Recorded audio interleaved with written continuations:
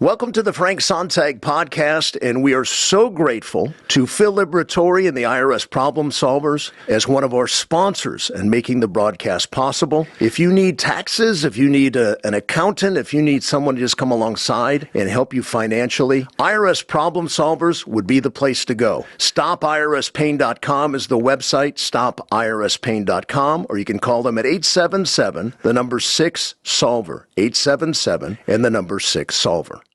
Thank you for joining us here on the Frank Sontag podcast. We drop stereotypically every Friday, primarily on YouTube and all the other social media outlets. Recently, we've started to consistently do our podcast each and every week.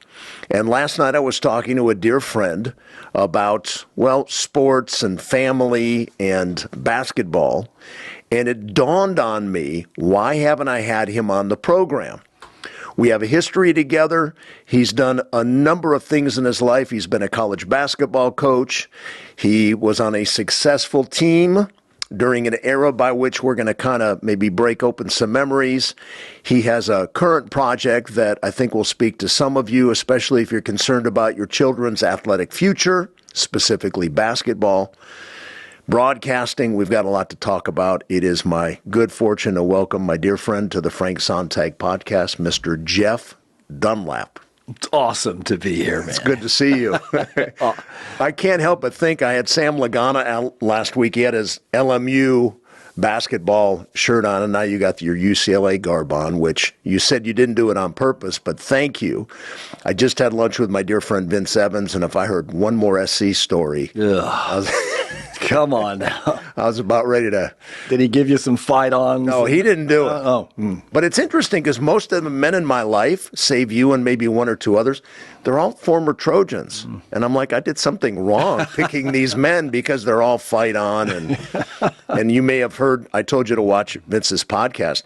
The way he came to USC primarily was because of that big white horse. After a touchdown that would run around, he's a kid in North Carolina, and he's like, I want that. And he ended up being a quarterback at USC and went on to have a very successful NFL career. Yeah, I grew up at a time when SC football dominated UCLA, but UCLA basketball on the flip dominated USC.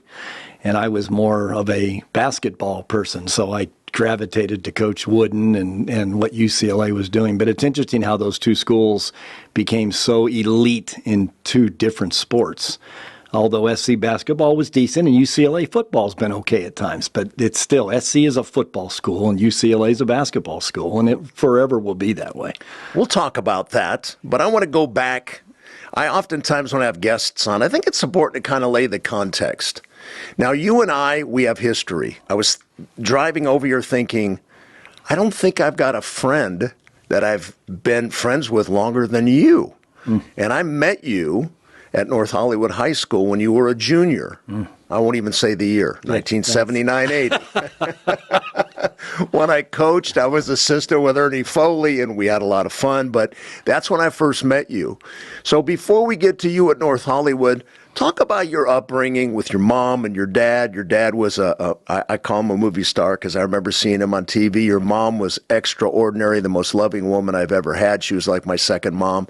Talk about your upbringing in North Hollywood, and then I want to get into a little bit of sports and basketball, but I know your mom and dad still mean everything to you, and understandably so. They were amazing people. Oh, thank you. And that's one of the greatest compliments I can get any time of the day, any walk of life where I go. And we come across people various times that they impacted with my mom's work or my dad's work, and it's always wonderful to hear it.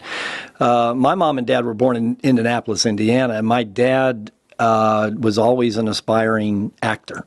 As a young boy, he almost became the Siskel and Ebert of the teenage years. He'd watch all the movies back then, and he'd write a review, and he'd give them a certain amount of bells in terms of what he really liked, 2 bells, 3 bells, or whatever.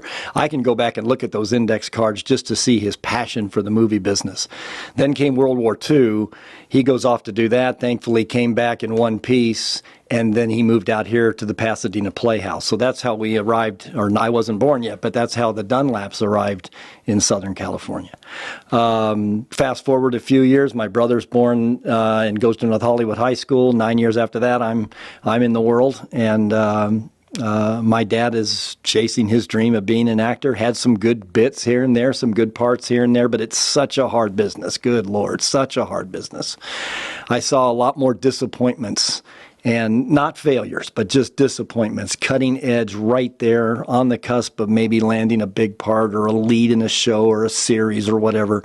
And I hated that as a kid, to see that kind of disappointment, but I knew he was chasing something special, because there's only a select few that end up at the top of the mountain for that.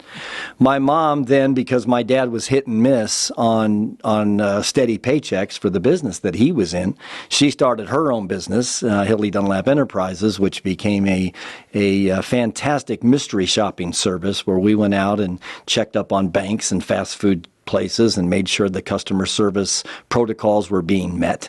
And she did it with everybody under the sun, McDonald's and In-N-Out and Burger King and Carl's Jr., and you go down the line. And her business was very successful. My dad was very much a part of that. My brother became very much a part of that. Now I'm growing up in a world where I see my mom as rubbing two sticks together and creating her own business and being successful. I see my dad chasing his dream. And my brother also got into the movie business and the show business world as a lighting director. And he was working at the Pasadena Playhouse later after my dad had left. Now he's older and now he's involved.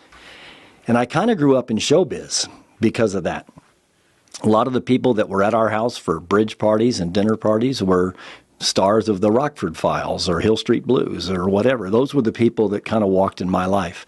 And I always wanted to throw a football and hit a baseball and shoot a basketball. That was just all I wanted to do. And also, you loved musicals. Oh, gosh, yeah. I grew up in that part of it, too. They took me to everything when I was a kid. Yeah. I remember seeing Robert Preston and Mac and Mabel with Bernadette Peters at the Amundsen and Follies and Company and some of those older, early Stephen Sondheim musicals, and I just fell in love with that part of my life. Was fantastic. But I never wanted to walk that walk. I never had a desire to be on stage or to do anything in showbiz. I wanted just to enjoy it as a fan. My passion of what I wanted to do was sports.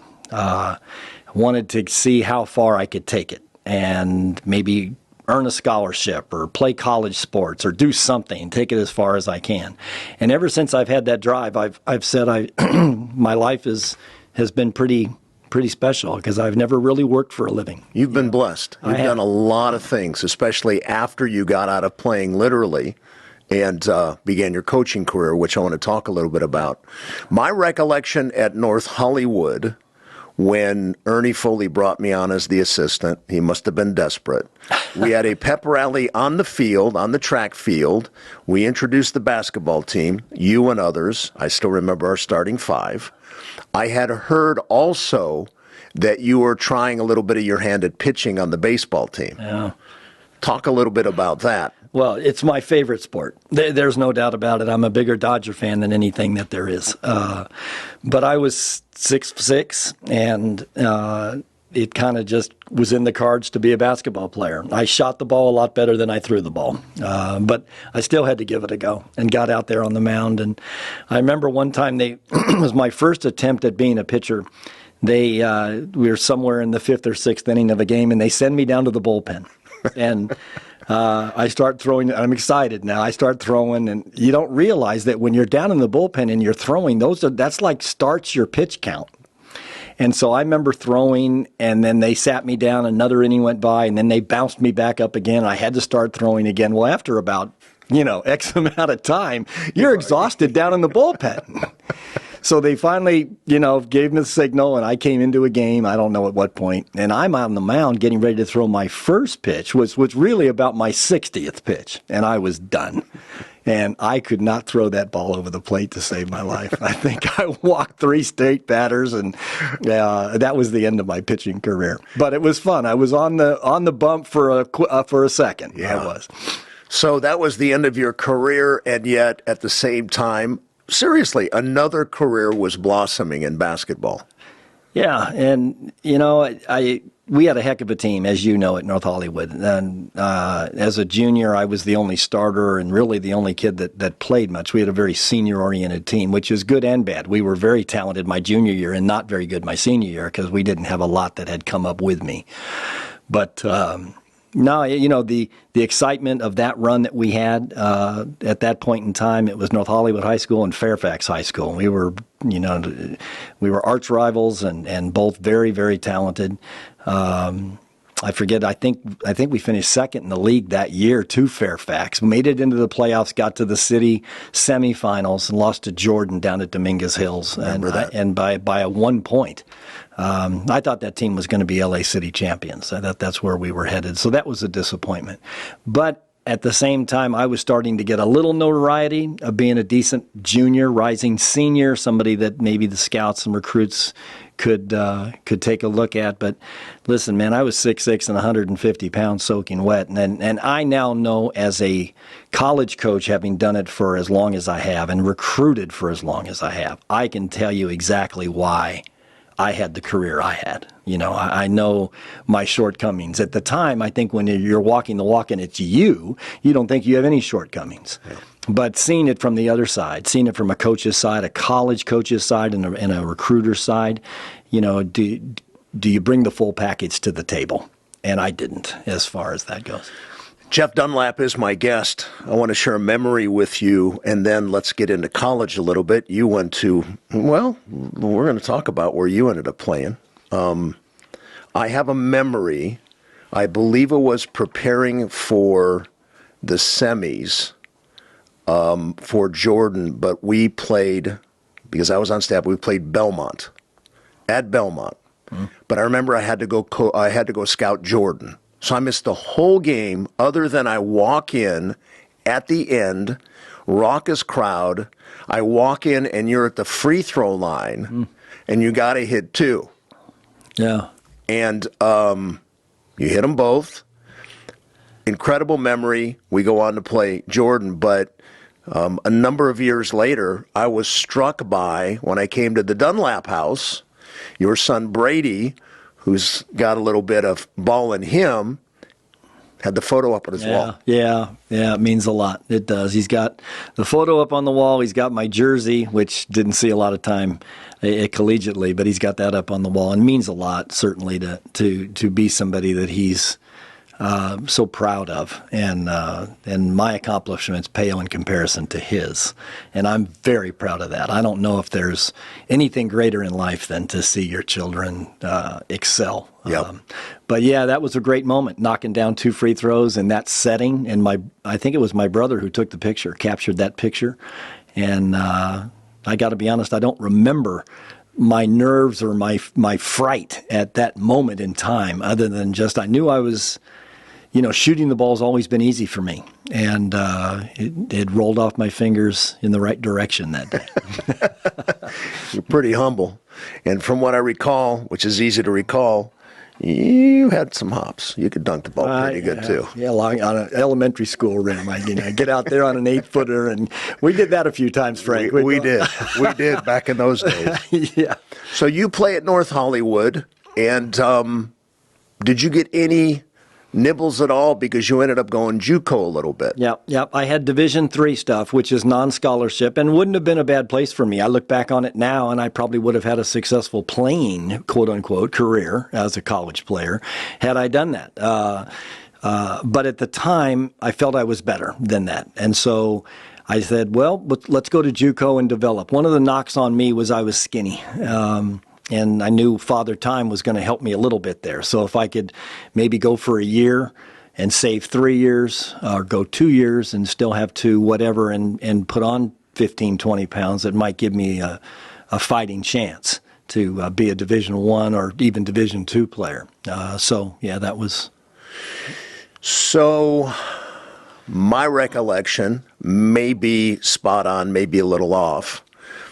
I went to Notre Dame a few years before you graduated, more like 8. And but the whole thing, the whole deal in SoCal for basketball were summers at Pauley. and the pros rolling in. Yeah. Magic, the whole gang. I mean, it was a deal. It was. At UCLA in the summer. Still is. Yeah. So you're playing JUCO, and you happen to... Yeah, my story's crazy, and you'll remember part of it. I think you may have played with me out there at El Camino High School. And it was a summer pro league, and there was a mixture of some retired guys, and then there was a mixture of active UCLA and USC players. Yeah, Gavin Smith was there. Yeah, among some others from SC. I think we all got teased that game. Yeah, oh, geez. And anyway. Yeah. But, that was... an experience, a great experience for me because I ended up playing well at that time. It's summer league, but I still played well against some really good players. Enough that somebody made a recommendation to, actually it was a guy who owned the cleaners in Westwood. And he made a recommendation to the Bruins staff that, hey, you need to drop in check this kid out. So lo and behold, one day Craig Impleman, who's an assistant for Larry Farmer's in the gym watching me play, and called me after and said, hey, I know I'd really like da-da-da-da-da. And why don't you come down and play with the Bruins one day? And I'm like, are you kidding me? I dropped the phone. I mean, these are the guys I watch on TV, and I never thought I was a UCLA caliber player. I mean, everybody's confident, but I wasn't that confident. So I went down to UCLA and actually got into a pickup game, and I'm out there with Kenny Fields and Ralph Jackson and Gary Melanson. This is the mid-'80s for time-wise. Yeah, and I'm a little meager, I would say, if I could go back and watch film of that moment, and thank God there isn't any, but I'm not sure I'm not sure my chest was out and I was, dominating the floor. But Larry Farmer thought I did enough. He called me and he says, you play multiple positions, and he says, we need somebody like you that can, in large part, be a practice player, your first year at least, and but somebody who can learn the offense at 5 positions, and we like your game, and if you're interested, we'd like to have you come to UCLA. Oh, come on. I mean, you had to think long and hard about that one. Yeah. Now, I went in as a walk-on, but within 6 months I was full scholarship, and they made the scholarship retroactive. So in reality, I never paid a dime for my education at UCLA, and I take that especially at my age and now being a parent, what an unbelievable accomplishment for my parents not to have to pay for me to go to college, and for me to have gotten good enough at the sport to have had my education paid for. Now, playing at UCLA was difficult and never really panned out. Larry Farmer left. I had somebody in front of me by the name of Reggie Miller, wasn't pretty good. But he did okay. He did okay. But at the same time, was that the best place for me to really play? No, probably not. But was I a Bruin? Yeah. And did I get to wear the uniform? Yeah. And did I get my education paid for? Yes. And so I checked a lot of boxes. So let me put a thumbtack in that one when you said, was I a Bruin? Yes. Let's go back to the earlier days, and you spent some time in, a camp with a guy whose name was synonymous with UCLA basketball. Talk about your early time with Coach Wooden.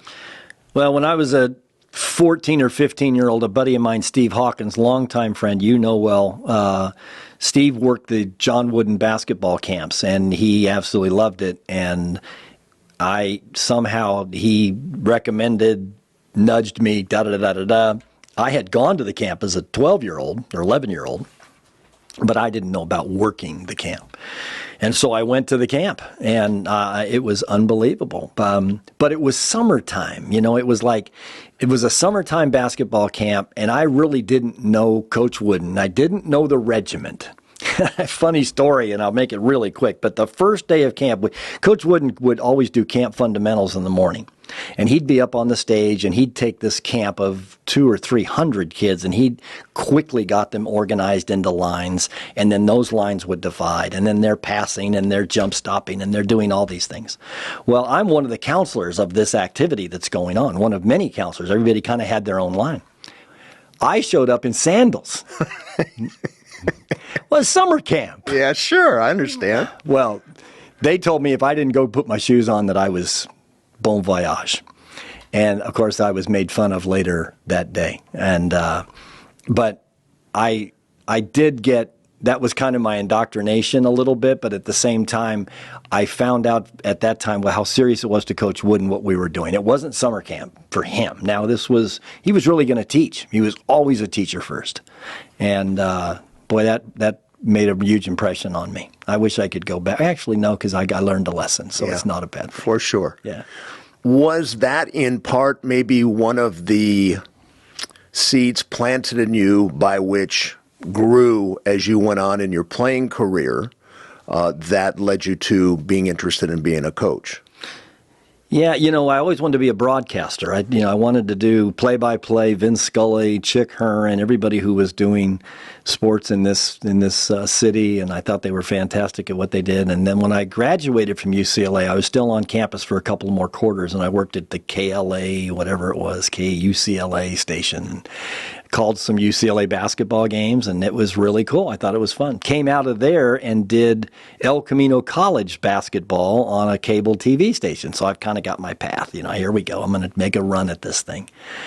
And one of the coaches from the John Wooden basketball camp, I know that's wrong, fast forward, back up. My high school, not my high school coach, because Ernie Foley had moved on, who you worked for, but Steve Miller had come in and become the head coach. And Steve Miller reached out to me one day and he says, "Hey, I need a JV coach. Would you just like to kind of do it part-time?" So I'm doing the broadcasting and I'm doing the broadcasting and the basketball thing at North Hollywood. Well, then came one of the most dear, wonderful people in my life who I'd worked with at the John Wooden basketball camps called me, Lee Smelzer. And, we could go on and on about this man. Yeah, you talk about one of the gems of the world. One of the funniest guys I've ever met in my life, and had an unbelievable career at College of the Canyons out in Valencia. Well, he wanted me to come out and be his assistant. Well, when I did that, what was involved with college that was not involved with high school was you become a recruiter.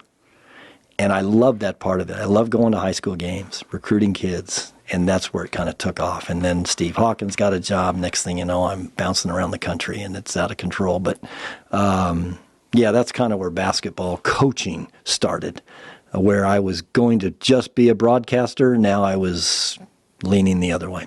I want to get more into coaching, but one last thought on actually playing. It must have been when I had Vince Evans on the program and talked about when he's a kid and he watches SC and UCLA on TV and he turns to Dad and says, "That's where I want to go." And Dad's like, "Yeah, right." He eventually stepped on the field both at the Rose Bowl and the Coliseum, fulfilled that dream. Us growing up, 11 o'clock, Channel 5, where the UCLA rebroadcast with Dick Enberg, we grew up watching the Bruins. Yeah. So for you to not only do that, go to the Wooden camps. I want to ask a few more questions about Coach Wooden, but to eventually not only step on at Pauley and practice in this monolith of history. Oh. And I remember for me, because I stayed really close to you, living vicariously through you, I remember as a senior, you started at DePaul because you were a senior. Great memory. And my gosh, to just put a Bruin uniform on at a time where just 10 years previous, it was the culmination of 10 national championships. I mean, the Bruins were synonymous with college basketball to the nth degree of excellence, and Coach Wooden was the sole reason up until that point. Yeah. My brother, when I was a youngster, and you talk about how we grew up and what impacted us and shaped us as far as sports fans or, partiality toward UCLA, USC, whatever. I was always a Bruin, as we discussed. But he got me a banner and had it made and said, Jeff Dunlap Dash, class of 1985. And I had that banner hanging in my room when I was 10 years old. Oh, my goodness. So I always wanted to be a Bruin basketball player. I loved UCLA, but I don't know if it really registered, but I think my true desire that was more realistic was just going to UCLA, and then so to have that diploma on my wall, that degree on my wall. Whew, I mean, it's fantastic.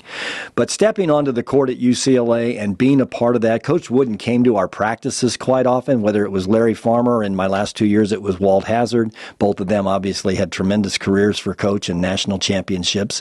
At that time, Wooden was pretty active, and they invited him and encouraged him to come, which was fantastic. And Coach knew me from the camps, because at that point I had worked his camps for several years.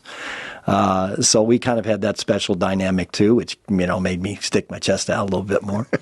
And but yeah, it was to be a part of that family. Now, look, I talked to Mike Warren, who walked me out on my senior night. I talked to all my former teammates, some of the more recent players, Don McClain, Tracy Murray, who does the games now on radio. I saw a photo of you and Brad Wright recently. Brad Wright, I saw him at the game. Yeah, and it's just awesome to go to UCLA, and I'm gobbled up as one of them. Whether I scored 1 point or 10,000 points. Now at this point, you're one of them. Yeah. And that's pretty cool. It's not like they say, well, this is Kareem and Marcus and you're down, Bill Walton, or you're all the same. You're truly in the Bruin family. You're in the family. Yeah. So it's cool. Speaking of being in the family, you got to know Coach Wooden pretty well. You got a story of stories. Oh, geez. I mean, I know you have a lot. You spent some time driving him a little bit, and I mean, now he's been gone for, a number of years, and yet he's a living legend. Never have met anybody of his stature, and he would probably hate for me to even say that. Yeah. But somebody of his stature who is as humble and real as he was, and accessible. Crazy how he would welcome you into his home, into his den that is now at UCLA in their Hall of Fame, and spend countless hours with you. Countless. I remember one time, and I've got tons of stories, that could be its own show, but when I was first starting to coach at College of the Canyons, I wanted to put in the 221 UCLA zone press. And I said, Coach, can you just give me a few drills, kind of tell me a few tricks? What were the keys? Da-da-da-da-da-da-da. Well, we're in the front room of his den, and it's not very big. It's a little condo over there off of White Oak that he lived in forever with his wife, Nell. And I got his juices going. Now, this man at that point in time was probably 90, 91, 92, and I'm asking him da-da-da. And he starts, he's got a board, and he's diagramming, and this is where they go, boom, boom, boom. And then he stood up, and I'm sitting down. We're sitting down talking about it. Now he stands, and he goes, now, Jeff, he says, when you're in the back line and the ball's on the right side, your footwork positioning has to be, because that gives you a quicker sprint to this pass. Now, you want to bait this pass, but if your feet are closed down the other way, then it takes you too long to open up. And I'm like, what's happening to me right now? You're getting schooled by the master. What is going on? I wish I had it on tape. He almost broke a sweat in the front room of his condo, teaching me the heralded UCLA Zone 221. He was really a remote. You mentioned car rides. First time I ever rode in a car with him, it's about a 30-minute ride from his condo to where the camp was. So you pick him up, it's 5:30 in the morning, and nobody on the road, it's just you and him, and here we go, you're going to get him out there. And the night before, you can't sleep because you don't want to be late. Sure. It's Coach Wooden, you're in full panic mode. And I'm up sitting going, what am I going to ask him? What are we going to talk about? Well, I'm going to ask him, who was better, Kareem or Walton? Or which one was your favorite team? Or, what did you think about David Greenwood and Marcus Johnson as your friend? Whatever. I mean, I had it all laid out. So we get in the car. I pick him up. Good morning, Jeff. He bounces down. We go down this elevator. We get into the car. I said, Coach, this is an honor. And he goes, Jeff, tell me about yourself. Wow. I couldn't get a question out. I said, well, Coach, I'm right down here. I live in North Hollywood and da-da-da-da-da. And he goes, really? He said, how was your team then? And what position did you play? And this was before I was at UCLA. Now I'm 17 years old at this time, or 16. I'm a counselor or whatever. I was 17. And we go, next thing you know, the whole drive is over, 40 minutes. And I have dominated, when I mean dominated the conversation. because he won't stop asking about me. Mm-hmm. And I'm thinking, this is John Wooden. What does he care about me? It's true. But that's who he was. I mean, that's just, and those kind of stories of, and his the two most important words in his life, love and balance. And you got to live with love, and you do, and we need to love more. But then having great balance in your life is critical. Balance on the court, first and foremost, if you think of it how it applies to his players, but balance in life too. Everything in moderation is a good thing. He used to tell us all the time. And little tidbits. At lunchtime at the camp, he would hold court. He'd sit at a table, and all the staff would sit around him at the table, and it was almost like a press conference, and he welcomed all questions, and he took his time and had thoughtful answers, and some people brought notepads, and because he really was he was Yoda. He was another level guy. You talk about a savant. Oh my gosh. I mean, the epitome of, it's just another. He would have been tremendously successful in any professional life that he would have chose to do. Turned out to be basketball. Yep. Not to overstate it, but 10 national championships later will never be accomplished again. Games changed a lot, but still, even if it was still the same game, no way a school would win 10 national championships. I don't think so. Yeah, Coach K made a run at it here. I don't know how many he ended up getting, 4 or maybe 5. I think 4 himself. But it's too hard. It's too difficult a challenge. And we thank God coaches. Well, his life still lives on. A lot of books written. Yes. And so he still is, he was known as the Wizard of Westwood, but quite the contrary. He was a teacher in every step of the word. 100%. Loved my wife, who is a teacher, and would spend a lot of time talking to her about teaching students. He had a great saying that he said, there are no bad students. There are only bad teachers. And he said that in a way to, as a teacher, recognize your responsibility and know that your responsibility is first and foremost being able to reach every kid. And every kid's not reachable the same. He said he would look at a whole basketball team of 12 players, and he knew that they all had their own perception of reality, and they all heard your message differently. But you got to make sure that what you were trying to convey touched each and every one of them. And how do you do that? Well, you learn how to teach. He was a big proponent and advocate for teaching first in the classroom before you take it to the court. Even though he would say the court was your classroom, he thought if you were to do, because he was an English teacher, Coach Herrick, who we're very close with and I love, and also followed this path where he too was an English teacher for 9 or 10 years before he got into college coaching. And you learn the art of teaching, the skill of teaching. And once you get that down, and now you start talking to your basketball team, you know how to hit all those kids on everything you need to do.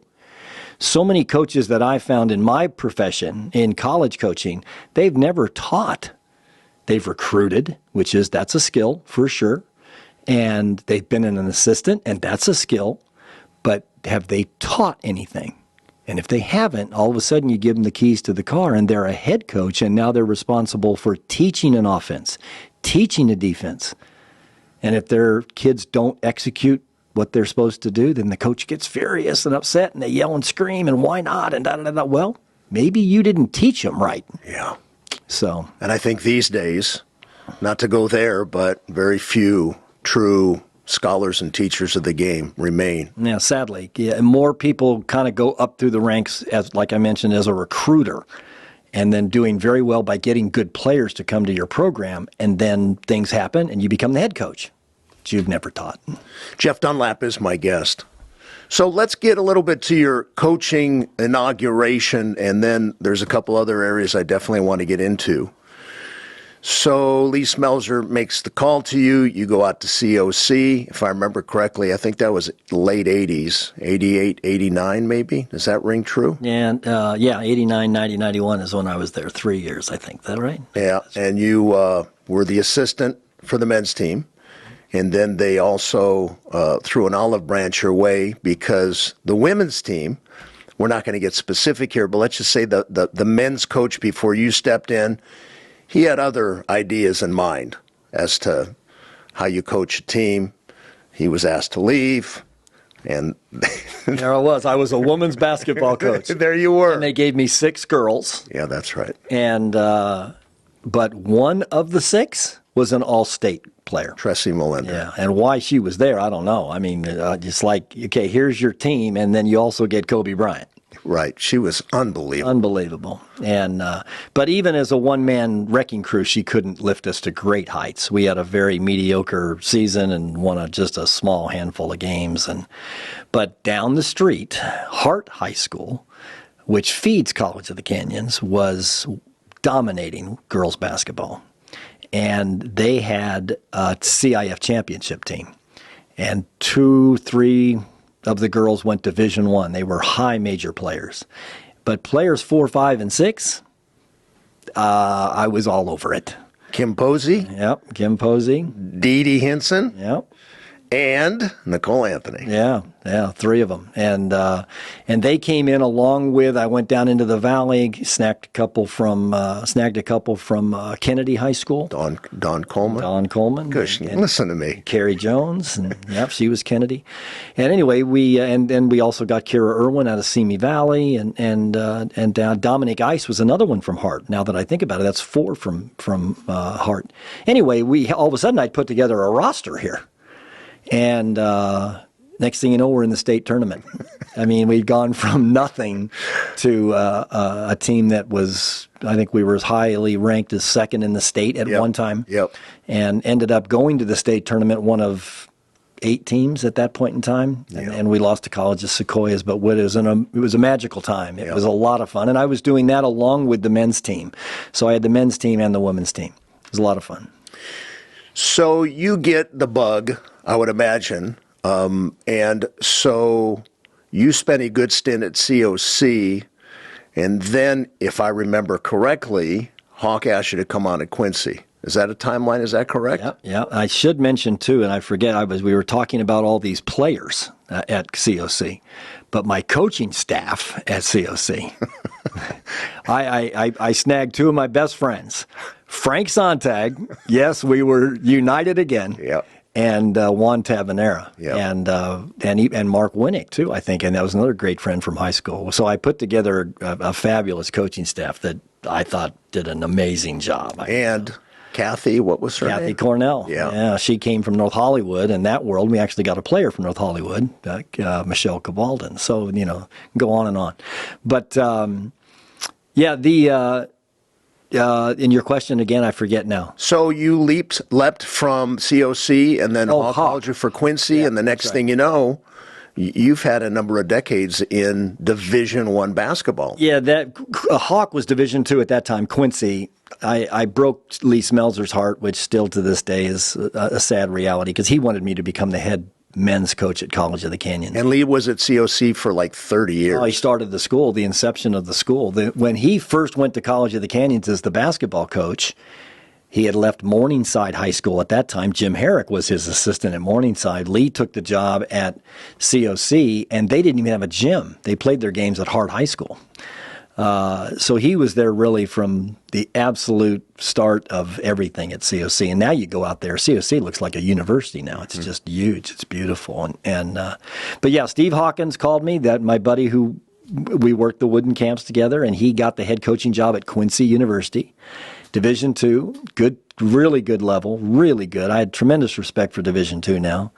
I was there 3 years, and 2 of the 3 years we went to the NCAA tournament. First time the school had ever done that. Did that largely with players from COC, players that I'd recruited to COC when I was at COC, who got their associate arts degrees, and I snagged them and said, let's come to Quincy. Reggie Bell, David Langley, Rasan Hall.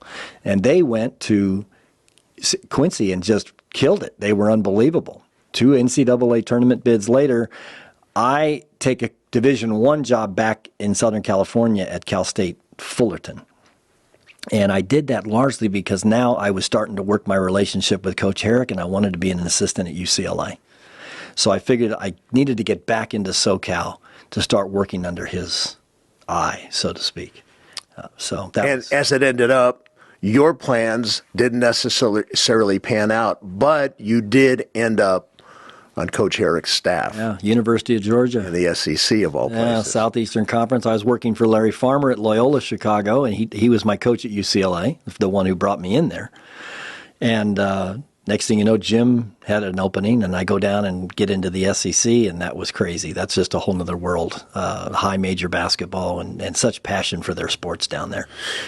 We love sports, obviously me too, and I remember when you invited me, I'd never been to Athens, fly into Atlanta, drive to Athens, the Hayes brothers. I mean, that was crazy to watch SEC basketball firsthand. I mean, that was like, I don't think I experienced anything like that. I mean, out here, UCLA, SC, some of the battles, but people in the South not only love their sports and football, but it was quite an experience to watch you guys at the helm of Georgia and SEC ball getting after it. And very the crowds exciting. Yeah, very, very exciting. You know, those universities have been around longer than UCLA, USC. I also think we have a different approach to things out here. We're a little scattered, and we got a lot of stuff to do. And yeah, we care about UCLA and USC, but it's not religion. It's religion in the South. I mean, you are all about it. Everything I found out quickly. My indoctrination to where I was, when I was at Georgia, and Georgia's the Bulldogs, and it's black and red. And one time I went to a game, I forget what game. No, Tennessee game maybe. Was it? No, it wasn't a Tennessee game. It was, doesn't matter. It was a game where I wore a black suit and an orange tie. Not good. And I got emails. Did they run you out? Oh my gosh. They go, you realize you're not at Tennessee, Coach Dunlap. Right. I'm like, what? I got a ton of ties. I had a ton of ties in I realized shortly that a yellow tie stood for mustard, which was Georgia Tech. I had it all. I mean, and half my collection I had to just put in a box because I couldn't wear them anymore. Yeah. So they are like that. They're so, the colors that they fly, who they are, the logos are everywhere, the flags on the cars, the tailgating, basketball and football is just phenomenal. It is a way of life down there. And you brought me back. I remember, I don't know who it was, may have been Tennessee, I don't know, but I remember we walked in the stadium and you go, you see that down there? Those are the hedges. And I'm like, oh my goodness, I've watched that on TV most of my life, and there they are. University of Georgia. So it is a religion. Then things move on, things happen. Talk a little bit about your college career after Georgia. Well, I had. You've been at a few schools. Yeah, I mean, I've been in 5 different Division I leagues. I don't even know if I can keep them all straight in order, but from Quincy was Division II, and that was the Great Lakes Valley Conference. The Big West Conference was Cal State Fullerton. I also worked at Cal State Northridge for a while, so I had 2 schools in the Big West Conference. I was at Western Michigan with Coach Hawkins, who had left Quincy, gone to Western Michigan. That's in the MAC, the Mid-American Conference. And then I've been at 2 different schools in the Southeastern Conference, the University of Alabama and the University of Georgia. So I got a real taste of college football. That's for doggone sure. Oh, my goodness, doesn't get bigger than that. Actually, Saban's first year was my last year at Alabama. And then squeezed in and around all of that was probably the best basketball experience that I had would have been in Raleigh, North Carolina, where I was at NC State. We went to 4 NCAA tournaments, got to 2 Sweet 16s, lost to Kansas one time, lost to Rick Pitino one time at Louisville, and had some great runs, great teams, coached 7 or 8 players in the NBA. 2 of them were lottery picks. I was at the top of the game at that point in time. Jeff Dunlap is my guest. To have a career in D1, any sport, basketball, football, whatever, to have a run like you've had is pretty extraordinary. And like you said at the beginning of the interview, you said, I've been really blessed. I've never really had to work, if you will, even though it is a lot of work. You understate it. I want to get to a time when, again, we're a little older. Sometimes the mind plays tricks on us. But I remember you said, kind of more recently, you got a call from Canada, of all places. Forgot to mention that one. Yeah, to go and maybe pick up and be the head coach of a Canadian basketball team.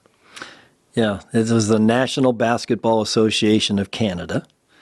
and it was an expansion team, and they were looking for a coach late in their development. And I happened to be available, and a buddy of mine who I'd coached with in college, who was coaching internationally as well, said, "Hey, Jeff, you need to go do this. It's going to blow your mind."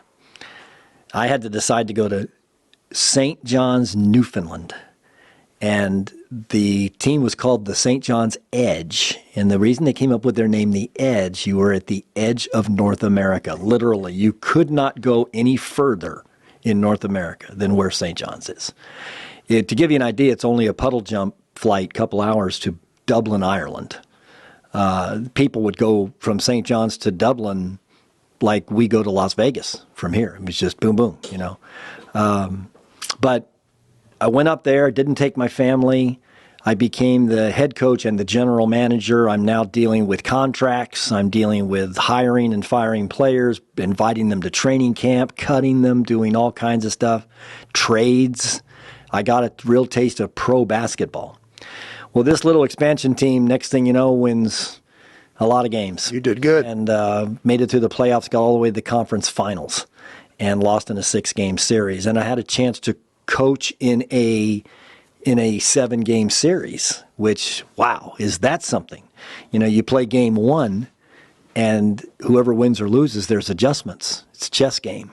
And you play game 2. Now the series is 1-1. Play game 3. Series is 2-1.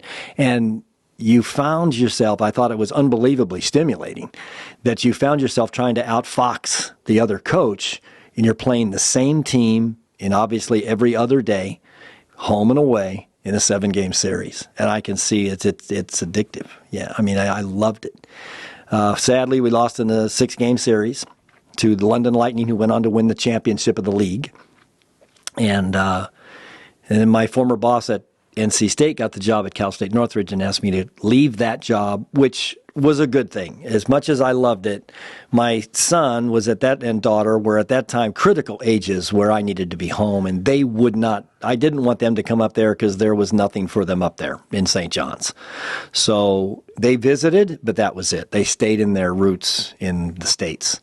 We got the job at Northridge, and next thing you know, we're all together again. But yeah, the whole Canadian experience, fabulous. I'm so glad I got a chance to do that. Maybe an unfair question, but I think it's appropriate. In all of the years that you have spent moving around the country, you married Dee Dee, she moved around the country with you, you brought your family with you in different parts of the country. Not only is it basketball, not only is it coaching, not only is it teaching, you learned a lot about life and developed life skills through all of that stuff. And I suspect probably Coach Wooden way back when planted some seeds in you about that. What have you learned about life? When somebody says, "Oh, so you've been a college basketball coach for decades." "Oh, yeah, basketball, I kind of follow. And I know because you're a purist, not only of the game, but of life. Also because of your mom and dad. It's much more than basketball. This is about life." Yeah, it's,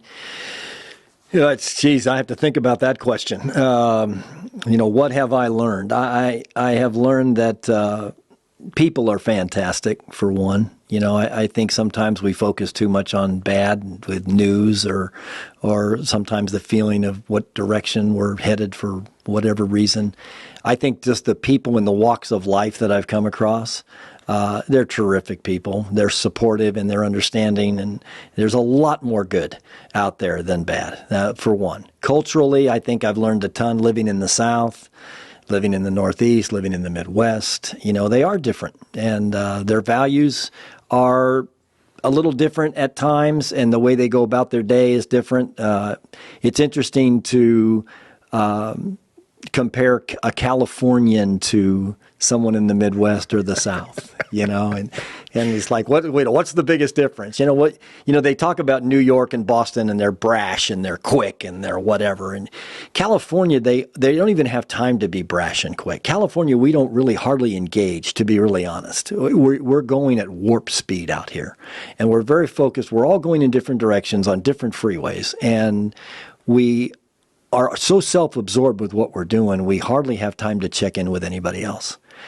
That's a staunch contradiction or difference to someone in the South who's got nothing but time to listen to you, and let's slow it down and enjoy each moment. Yes, and so, that's one thing I think I preferred that once I was there. I'm very grateful that I've lived in different parts of the country, worked at different schools. Not that I fault those that grow up and live in the same house their whole lives. Sure. But, if you can get out and see it and see the world, and I don't know internationally, and I know some people have that experience, but boy, I tell you, there's so many good things about the United States in different parts of the country. And if you can get out and experience and talk to people and go into a Starbucks and sit down and not be in a hurry, you will just be blessed with unbelievable stories and good friends, and sometimes lifelong friends. Yeah. Like you and me. There you go. So I want to get into something that I know is near and dear to you. I have a men's ministry. We do a lot of discipling and teaching and events and retreats in the area of fatherhood and the important bond between a father and a son. Now, you've been blessed with quite a young man. Yeah. And Brady has been front and center, experiencing so much of what you have talked about by being exposed to different levels of athleticism. He grew up in SEC basketball and got the bug. And I know Brady, there was a time he played quarterback out here at Hart for a bit. He played baseball when he was younger, loved basketball. I mean, there's some genetics here, and maybe we'll rely more on Dee Dee's genetics, since she became quite a college basketball player. You had a little to do with it too, but Brady's got some genetics. And yet, when you were a younger dad and you saw him, I would imagine with your coaching years, being his dad, being a player, watching him grow up had to be just, I mean, beyond words. Yeah. Yeah, I have as parents, we all have these memories of our kids when they're first starting. You have the memory of standing, and then you have the memory of walking, and then you have the next memory somewhere comes in line where they're maybe playing some sport at 3 years old or something. Well, Brady was playing a soccer game when he was in that realm, when he was first starting to play sports. And the field's not very long, and it's the whole thing. And Brady did not, and we tried to help him understand, but he didn't understand to kick the ball into the net. He didn't understand really going to try to kick the ball at all, to be honest. If the ball was hit to the right side of the field, he'd run to the left side. And I'm watching this kid who had no idea what he was doing, but I watched him run from one end of the field to the other. That's all. Not with any purpose, not with any direction, but just run from one end to the other. And I remember, and Dee Dee could tell you, I remember looking at her and saying, he's got speed. First thing I saw. As we moved along and he grew up, he was coordinated. He had quickness. He had not a great leaper. He wasn't, I could jump a little bit. He wasn't quite the leaper that I was, but it was not bad. As he started to play, I don't know how genetically you give this to somebody, but he could shoot the ball like I could. And it's the one thing that I could do. And through junior high and high school and the success that he had, I mean, he just kept rolling. It was crazy. He was 2 times All-State, first team All-State, 4 times All-CIF, 4 times All-League. You just go on and on. He went to all-star camps and came out of the camps as the #1 player in the camp and this or that. He had a handful of high major Division I offers when he finished up at Harvard-Westlake, coming out of a CIF state championship team, the very best open division championship team. So, I mean, all that he's accomplished, and we can go on, and he would tell me right now, Dad, shut up, I don't care about any of that, because he really doesn't. I could hardly get him to they wanted to give him a Letterman jacket with all of his awards on it, and he wouldn't even take it. And I went and picked it up for him because I was proud of him. Sure. I said, one day I'm going to be gone and you're going to be happy I got this jacket for you. That's right. But, yeah, he's really taken the game to a crazy level for me. Now, what does that mean? Does that mean he's going to be a pro? No, I don't even think that way. I've never really thought what was around the next corner. It was live in the moment. Be where your feet are. And that's how we live in our family. And he had an amazing run, middle school to high school, to now he's playing at St. John's University for one of the greatest coaches in the history of the game. So, he's rocking it. And not only does he have a proud mom and dad, he got a little bit of an addition in that Dad's got some skills coaching wise, and you were on him pretty good and helped him become and develop his abilities and skills with your coaching wares. I mean, I know I've watched, Brady when he was little. You're on the court with him. Older, you're on the court with him. He looks up to you. The picture of you shooting at Belmont's on the wall. He's been blessed to have a father that knows a lot about the game too. Yeah, and a mother who gets it in terms of. Let me give you an example, because I don't know if I'd express it the right way. She would bring him to practice at North Carolina State, and he's 10, 12, I don't know. And we just finished up practice with the team, and now I want to shoot with him. And there was more than one occasion, once or twice, where we started to do whatever, and she said, "We're going home." And she was like, "You're not going to waste your dad's time." I didn't tell her to do that. It wasn't scripted. It was nothing like that. But what she saw, and she knew how I was, that if I was going to work you out, I was going to get out of my dad's shoes and I was going to work you out. Otherwise, I'm just going to be your dad. And, we're not going to, And for the next year or so, there were days when she would ask him when they were at home and I was at work, and she would ask him, "Do you want to go work out with your dad today?" And he'd be like, "Nah, and that was fine. Like, no. And then it got to the point that he did, but it was on him. Okay, I want to go see Dad. And then when he came to work out with me, he knew that Mom would haul his you-know-what back home if he wasn't really ready to go. Yeah. Now, as a 13 or 14-year-old, and I'm out on the court with 22-year-olds, and they're going full speed through all my stuff, and they were wonderful with him. And they say, "Come on, man, get in line. Come on, da-da-da-da-da." And Brady would do his very best to keep up with them, but he got a feel for how we did it. Like, do you want to be good, or do you just want to get good at horse? I used to tell him all the time, "I'll play horse with you, and we can play horse. But you're not going to do this stuff. The stuff I'm doing with these guys? No, we're not doing that. But I'll play horse." No, he wanted to do what they were doing. Well, okay, then you got to start your engine. And that established a work ethic with him that he'll carry the rest of his life with everything that he does. He now understands you don't waste time.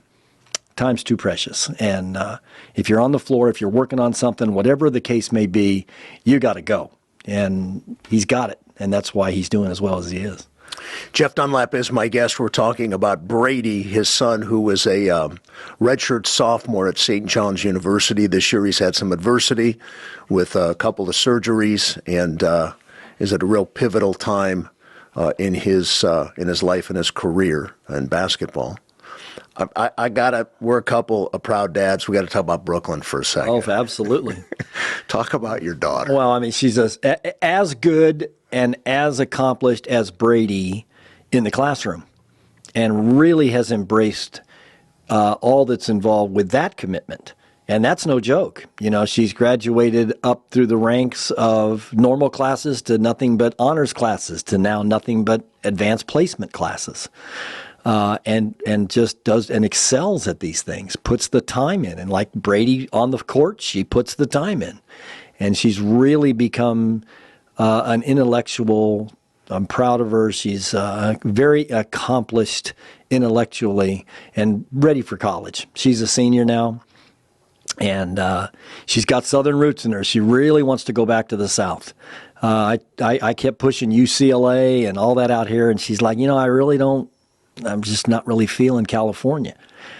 She's got a real inkling to be at college at Charleston, which is just a beautiful school and an unbelievable town in South Carolina, and right on the water with tremendous history. And that's, she's been there before, and she's like, I want to go to Charleston. I'm like, oh, that's where you want to go? We'll try to make it happen. I think she could get in just about anywhere. I don't think it's a case of getting in. I think it's a case of, can you really at the end of the day saddle up and move that far away from, your parents, and we'll see if she can. But no, she's a rock star.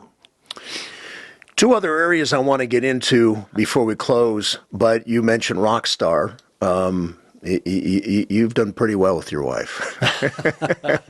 She is a rock star. She really is. She's. We had Brady in Kalamazoo, Michigan, and 9 days later. No, I'm sorry. Back up. We had Brady in Athens, Georgia. We'd lost our jobs. She's pregnant. I ended up getting another job. I ended up flying back for the birth. 9 days later, we're driving to Chicago as I've taken a job back at Loyola University, Chicago. And then, as history would repeat itself, we're in Kalamazoo, Michigan, and Mark Gottfried offers me a job at the University of Alabama. I go down to Alabama, same thing. She's getting ready to have the baby. I fly back to Kalamazoo. She has the baby, and exactly 9 days later, again, road trip, in the car, driving to Tuscaloosa, Alabama. She's done it twice. We have moved 7 different times. We have bought 5 or 6, 7 different houses. She's packed them all up. She has done it largely by herself because I'm always working. And if I get a job and I'm off to work that job, I can't come back and help her pack up the kitchen. So she's doing all of that while raising 2 kids at the same time. Now, you want to talk about rock star. Oh, my goodness. And now that the kids are pretty much self-sufficient and on their own, she's a tremendous teacher at Rancho Pico and teaches physical education, and she takes it very seriously. She thinks it's one of the great things that kids need to have an understanding of and have an appreciation for as they get older, and that's being fit and somewhat healthy. So takes great pride in PE. It's not just, it's a PE class. She gets them after it, and she gets them to work and understand and appreciate it. So listen, she's a credit and like I said, rock star sums it up. I don't know what else to call her. She's fantastic. How many years have you been married? 26. How about that? Still remember the wedding at the beach. Yeah, Santa Barbara. And you blink your eyes 26 years later. So let's trip down memory lane a little bit, and then I've got one last area. But you had alluded to your love for the Dodgers. Part of the reason why I became a broadcaster was because, and you mentioned Chick Hearn, even Bob Miller with the Kings. Yeah, that's great. And Dick Enberg, and Fred Hessler with UCLA. I mean, we were so gifted growing up with broadcasters of the caliber like second to none. So I grew up way back when it'd be weeknights, bed early, and yet I'd have the transistor under the pillow listening to Vin calling the Dodger game, and I thought the way he painted stories and just his ability to articulate, and it wasn't just baseball, it was life. I'm like, I really want to try to do that one day. So he's a large part of why I ended up getting into broadcasting. Mm-hmm. And yet, I remember early days with us, man, the Dodgers were it for you. Oh, God, season tickets, and the greatest thing ever was to drive out there. And of course, at that time, Dodger dogs were $1, and parking was $3. And pretty close to what it is now. Yeah, geez, it's a whole different world now. But no, you know what's wonderful about Scully, and we could go on, and obviously the tributes. I don't know if anybody's ever been as appreciated and saluted as he was when he passed away, if you think about it.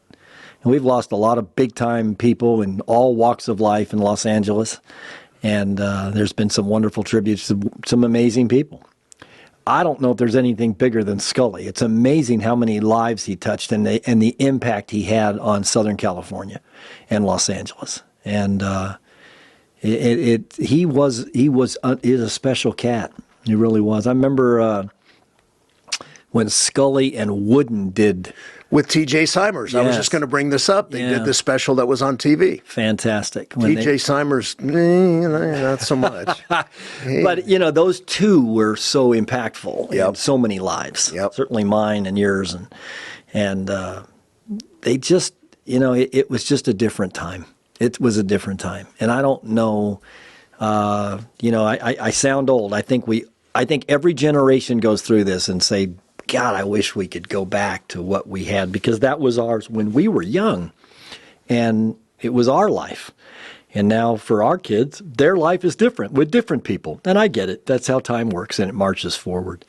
But I just don't know if there's going to be another Vin Scully. I don't know. Or another John Wooden. I hope so, because they were so profoundly impactful on not just the people in their everyday lives, but fans from afar, because of what they did and the messages they had and how accomplished they were. And in the same genre you mentioned, and then there's Chick Hearn. Oh, yeah. Unbelievable. Laker basketball, Showtime, all that stuff in the 70s. Oh, my goodness gracious. Amazing. What a time to be living in L.A. and loving sports. And having Magic Johnson. I mean, he was electric. We'd never seen anything like that. And then you throw in Kareem and the rest of the cast, and it was, it was a remarkable time. And you and I just talked the other day about how the NBA has changed so much, and that's another topic for another day too. But that little snippet of Laker basketball, Showtime basketball in the 80s, early 90s, it was golden. And even more so than the Kobe Shaq years. And Kobe was, he too, there's another one who in death is as, crazy how celebrated and how he was too.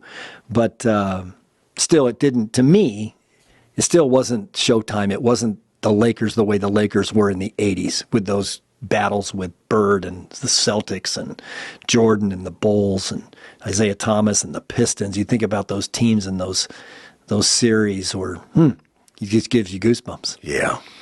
Jeff Dunlap is my guest. There was a time, kind of the follow-up, not to compare the two, to the Wooden camps.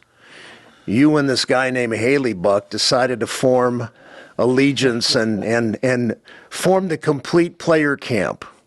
Talk a little bit about Complete Player, and then I want to kind of get more to recent times. You've got a venture you're putting your oar in the water on, which I want to talk about in a moment. But the Complete Player basketball camps, it was it. It was. And I'd like to think we were equal parts as valuable to each other as a team.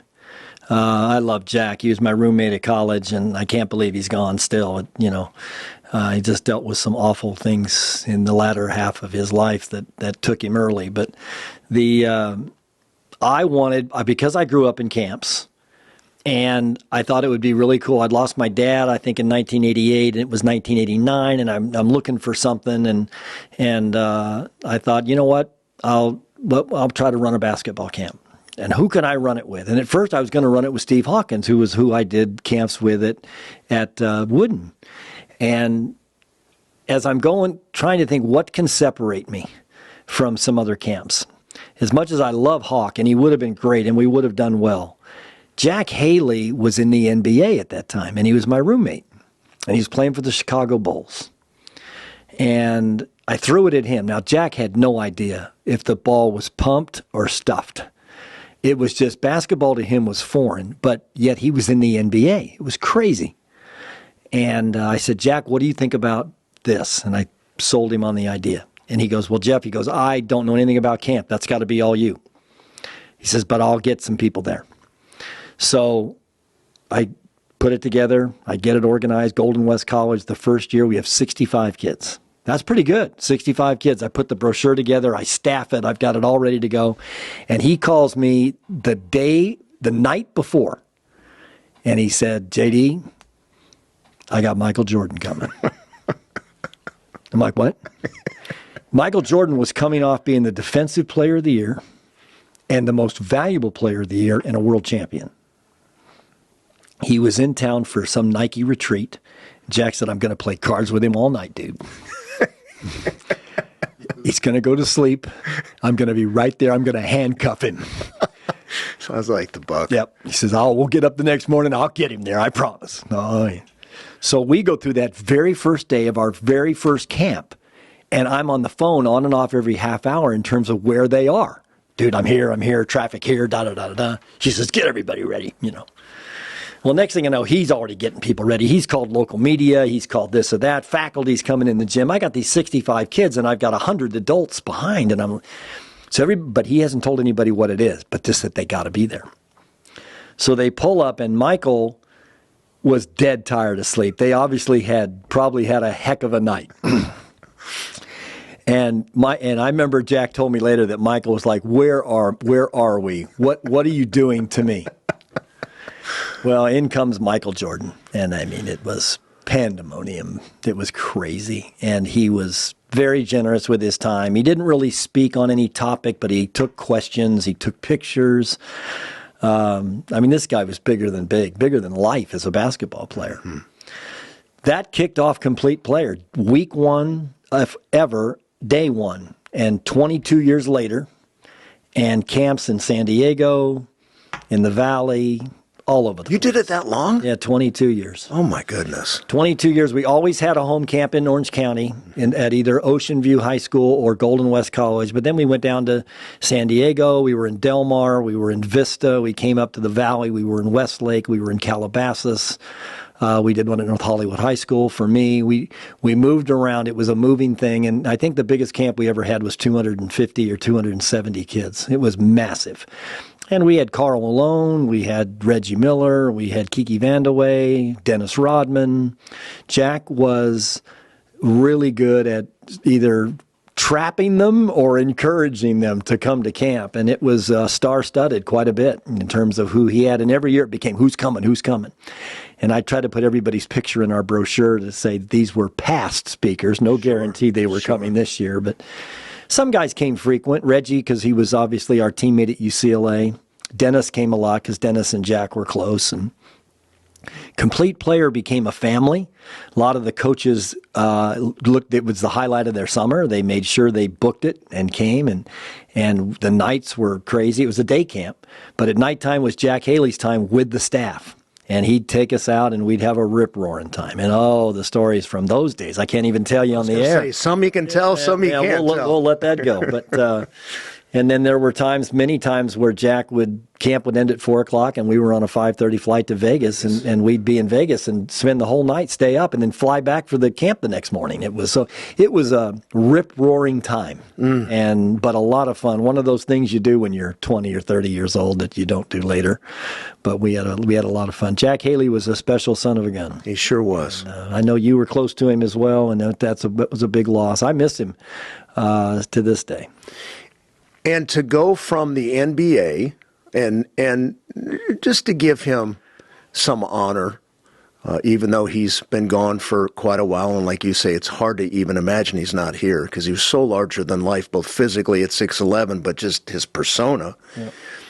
But to be a surfer, and at Golden West, and they're like, "Hey, do you think you can play ball?" And next thing you know, he's at UCLA with Stuart Gray, averaging 5 boards and 5 points, and to get an opportunity to play with the Bulls and go overseas to Spain. And he worked so hard with his limited ability, and to spend all those years in the NBA. And I'll never forget when he called me and he said, "I think my time is done." He did a little coaching. He's like, "I want to try broadcasting." And I'm thinking, oh my goodness. And then I thought, if anybody can pull that off, it would be Jack. Yeah. And the next thing you know, he has a successful broadcasting career on TV. I never met a guy that was able to create stuff and just work hard and be good at it. Yeah. Because as you know, broadcasting, it's not just how you sound. No. It's what you have to say. Yeah, it's how you speak and enunciate, and a lot of things, a lot of variables come into play. Jack was just so much charisma, so confident. What a great bravado he had, and he was a man's man. to a fault. But I learned so much from him from a standpoint of confidence. And I learned how to address authority and how to be authoritative yourself. He came from money. And money, he used to tell me, money, celebrity, and power is the three prongs that you want in life. And he achieved all three. He got them. But he said they kind of rule the world. And he's right. They do. And you need to know how to use those three in a, I wouldn't say, I don't know if humble's the right way. You don't want to abuse them. You don't want to abuse money. You don't want to abuse celebrity. And you don't want to abuse power. You want to use it in a positive way. I think Jack helped me really understand that. Again, he made a profound impression on me, is what I can say, as a human being. And I thank him for that. And I wish I could tell him that, because I never really got a chance to tell him that. Boy, I didn't think he was going to check out of here that fast. Yeah. As you get older now, you look back in the rearview mirror and you reflect on things like that and people that made an impression on your life and helped shape who you are today. And he is maybe the number one person in my life as my roommate in college, and then business partner for 22 years. So talk about a guy that lived life to its fullest. He didn't miss a day. And we're not going to talk about what it was like playing golf with him. I'll tell a funny story, and then I want to get into kind of the final segment here of where my thoughts are at. So back then, I was not a Christian. I liked to gamble, and doggone it, you couldn't play a round of golf with Jack unless there was something on the line. Absolutely. Okay, a couple bucks here, a couple bucks there. And all I know is I don't remember how it got as bad as it did. Because Jack was a good golfer. Yeah, I was okay. He was. But he kind of manipulated some stuff and whatever. So we would play regularly Dawn Patrol down in Orange County at Coyote Hills. Next thing you know, we're, $10 a hole. Nothing too out of control. So we would play like 4 or 5 rounds consistently over the course of a few weeks. And he would keep track of every penny. Frank, you owe me $640. Yeah. And I maybe had $40 to my name. And I'm thinking, don't call it in, right? Right. We'd be putting after $1,000 on this putt. And I'm thinking, I can get my money back. And of course I would miss. And it got to be ridiculous. Yeah. And then one day he looked at me. He said, well, today's the day. And I'm thinking, today's the day for what? He goes, before you go home, you got to pay up. And I'm thinking, okay. I'll never forget. How much do I owe you? $3,623. Oh, God. And I'm thinking, can I make payments? $1 for 3,600 weeks, whatever. He goes, tell you what, we'll double or nothing. We'll double or nothing this putt. And he missed on purpose. Yeah. And then we were square. Yep. But boy, that's Jack Haley. What a lot of fun. Yeah. Yeah. Jeff Dunlap is my guest. As you were talking a moment ago about celebrity and power and status and money and all that stuff, the thoughts that came to mind, and you had alluded to, we don't really want to abuse that. And what came to mind is to try to step up for the greater good of people. And you've kind of, in the last few years, you've been blessed in a way to where your college coaching career has been kind of put on hold, and you can be a dad to Brady and experience the craziness of D1 basketball and Patino and New York and all that stuff. But I know you well enough, you're kind of restless. It's like, I just don't want to sit around. I don't want to retire. I don't want to just mail it in. And right before we started, you kind of shared some things about what you're kind of delving into now. Would you talk a little bit about it, the Complete Player 360?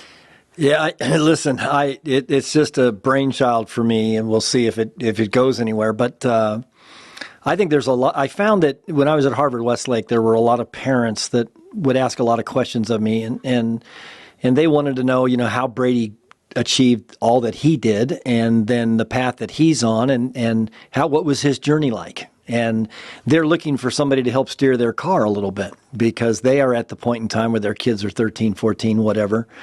What team should they play on? Should they be on a traveling team? Should they stay local? What high school?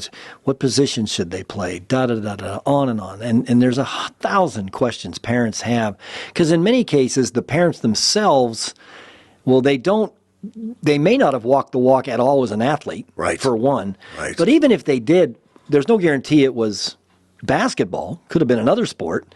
And they don't really know if they're giving their kid, and they want to give their kid the best chance, but they don't know if they're putting their kid in the right lane. Like, get them in the right lane so that what they're doing is helping. So I thought, maybe I'd put together a website and then some sort of a curriculum of sorts that they could follow. So I came up with, my motto is raise your basketball IQ. And that's not just on the floor, but off the floor. Let's figure out what you're doing here. And there's, again, so many components to it. It's an onion that you keep peeling forever in terms of where you're going to go, what you're going to do. I think the ultimate goal for these parents, it's not necessarily the NBA. I think these parents are mostly thinking, can my kid be successful in high school? Yep. At Harvard-Westlake, they're very, very good. One of the top teams in the country and one of the best teams in California. Can my son ever play there?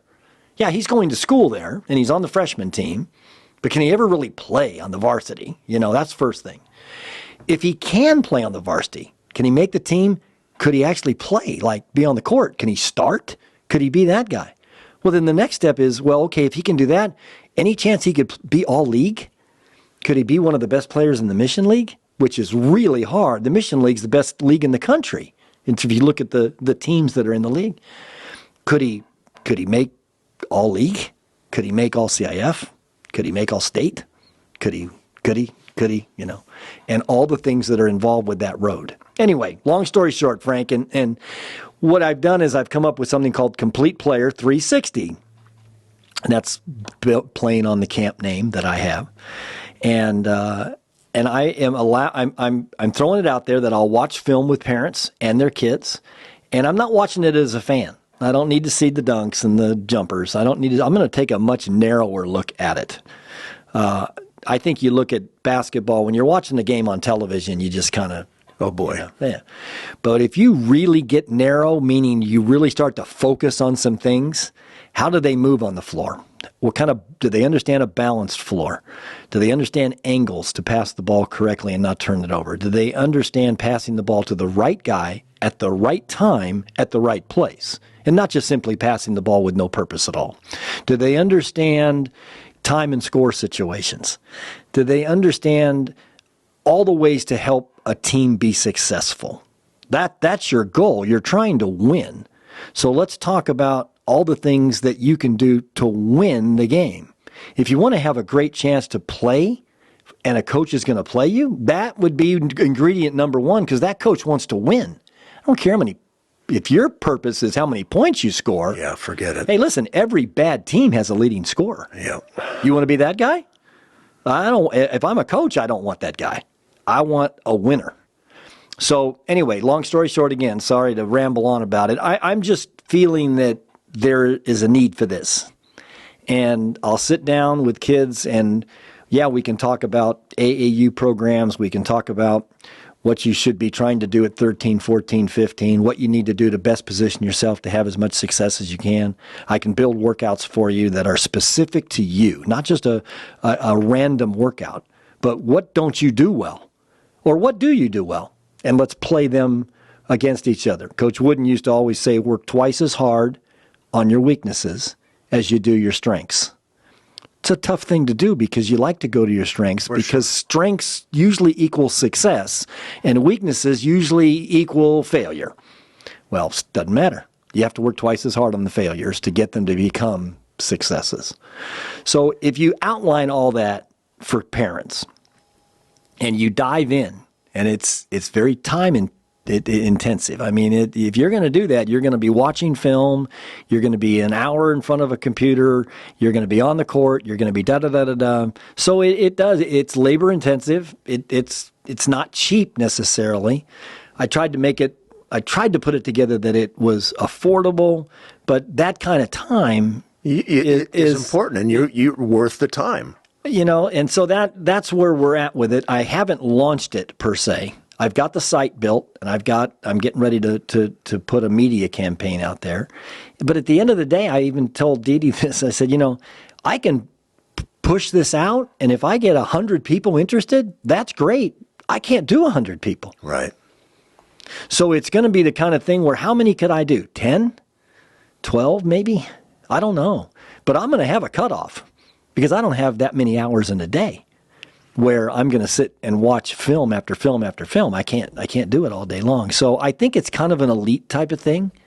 I hope I can get a little stable of kids that are really committed to it. And I hope that I can give them some guidance on how to achieve their dreams and their goals. And if nothing else, like with Brady, when we instilled with him work ethic, if nothing else, even if they don't reach the pinnacle of the basketball mountain, I can at least give them some of the traits and characteristics that will help them become successful in whatever they choose to do. And to understand the kind of devotion and commitment and passion you have to be successful. If we can get that done, Frank, I've passed something down the pipe. I don't know. We'll see. So, CompletePlayer360.com is the website. We'll make sure and post it after this podcast is posted. How many years have you put into being a coach? Have you ever sat to figure out exactly how many years we're talking here? My first year of coaching was, I graduated in 86, and then my first year coaching was 88. And so what is that? 88 till now, but I haven't coached for the last 2 years. So almost 40. It'd be 40 years in 28. So you minus 5 years, I'm 35 years. Plus. Yeah. 35. A lot of time. a lot of time on the hardwood. Oh my gosh! I'll tell you what, that's crazy, isn't it? You think about how long have you been broadcasting? You think about how long have we been doing what we're doing? Yeah. The hope is you can find something you're passionate about. Yeah. And you really love to do, because time is irrelevant, inconsequential when you do it. That's right.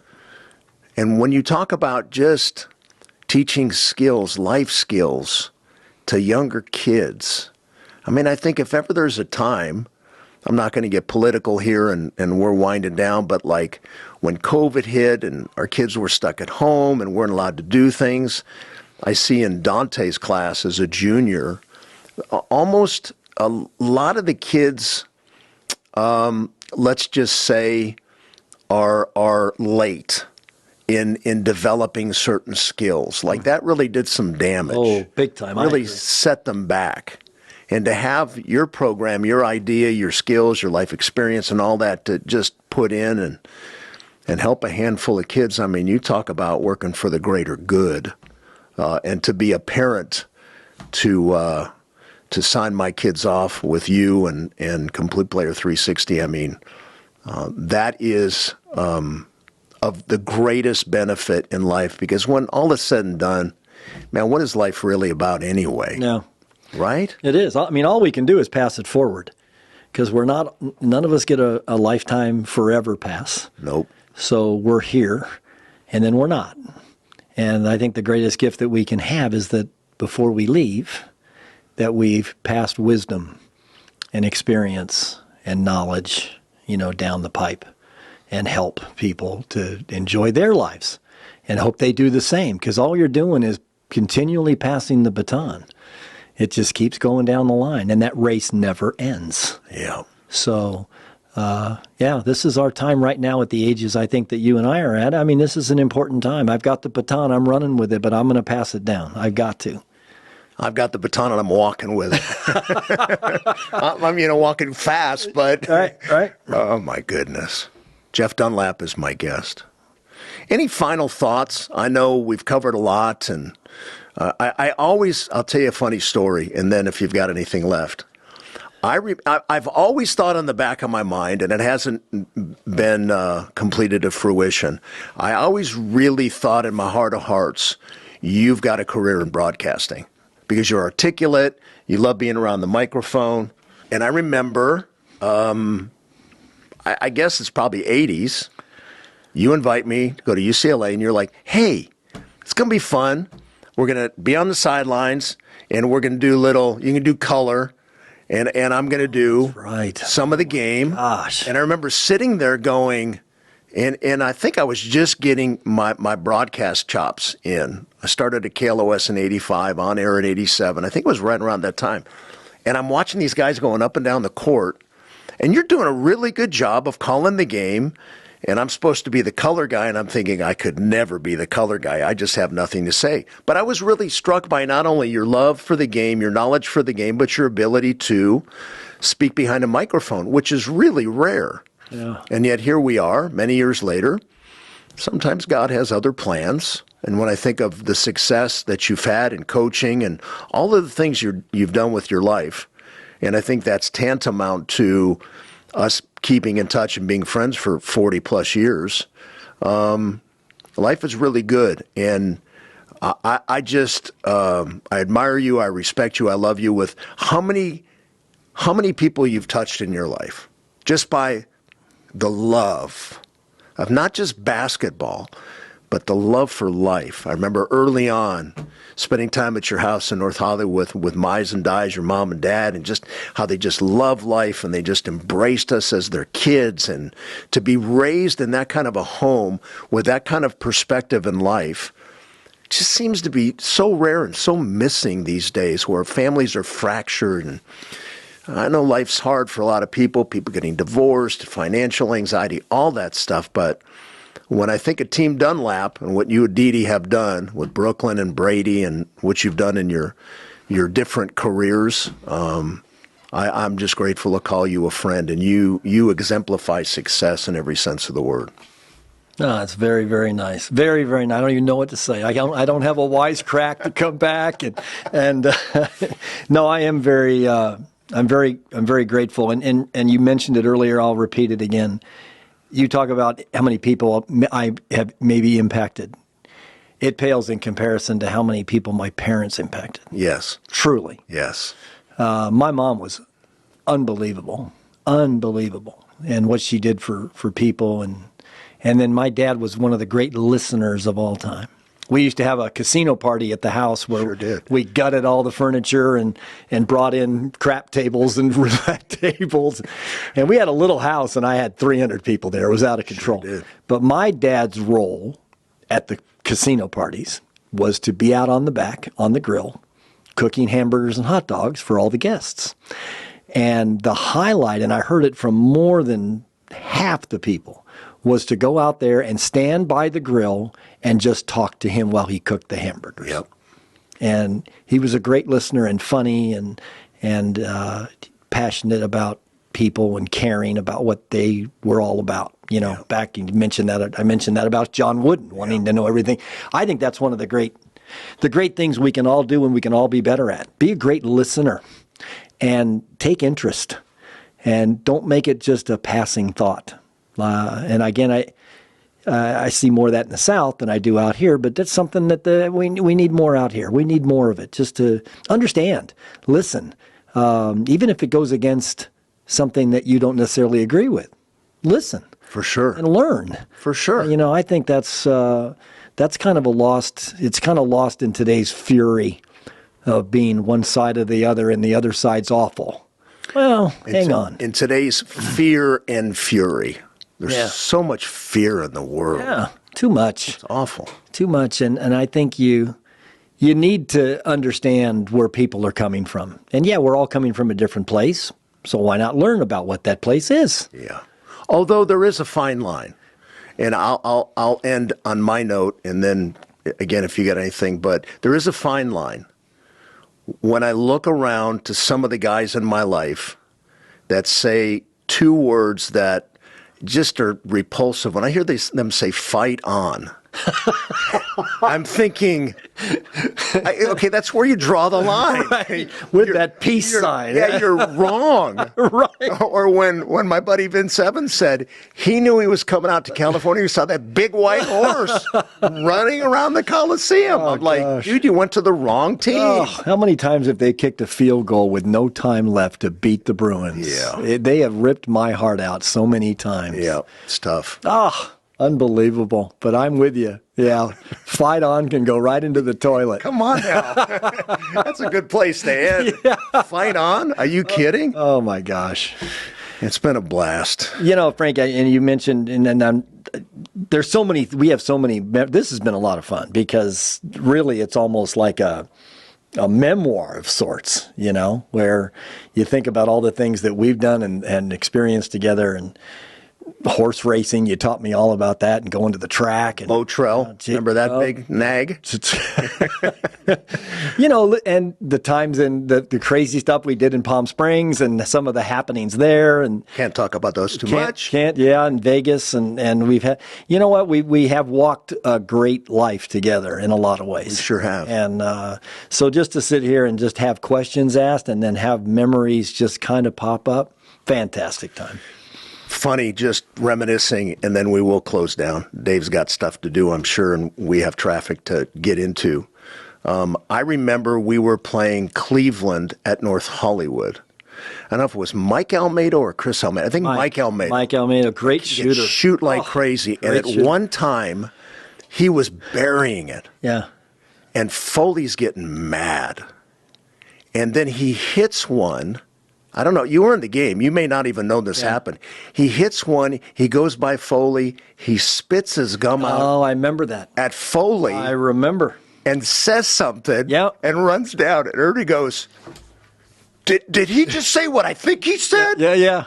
And it was like, dude, that was 1979. What an etched memory. Wow. And just he had that edge to him. He was a little bit of a punk on the floor, but again, now as a coach, in all my years later, I need kids with a little edge on the floor. For sure. You need a little punk in you. Now, I'm not saying you'd be spitting at players. That was out of control. But you got to have an edge to you. You do as a player. And it's something Brady's starting to really appreciate now. You know, he's kind of a West Coast kid on the East Coast, and they kind of see him as soft because the West Coast is soft and East Coast is tough. Right. And so they look down their nose at him at first. Well, they don't anymore because he doesn't let them.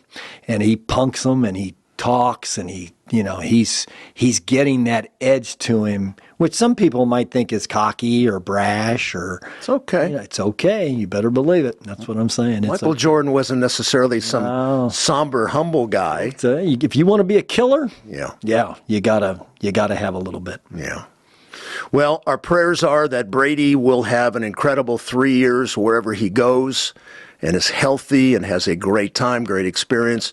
Brooklyn goes off to school, or maybe here. You and Dee Dee continue to sustain your marriage, and may the Bruins win many more championships. Or at least beat SC. Please. I'm a Christian. Please, God. Divine intervention. And may Complete Player 360 be a tremendous success, and just God bless you, man. I love you. Thanks for being on our podcast, and we will see where this goes from here. I love it. Thanks. I love you too. This was a lot of fun. All right. We'll do it again. All right. Maybe after a SC loss or something. I don't know. We'll gloat and brag and whatever. Anyway, we thank you for watching. If you have any thoughts, you can always drop us a line at franksontag.com. Again, CompletePlayer360.com is the website that's about to get up and running. And until next week, may God bless you deeply. Thank you for watching the Frank Sontag Podcast.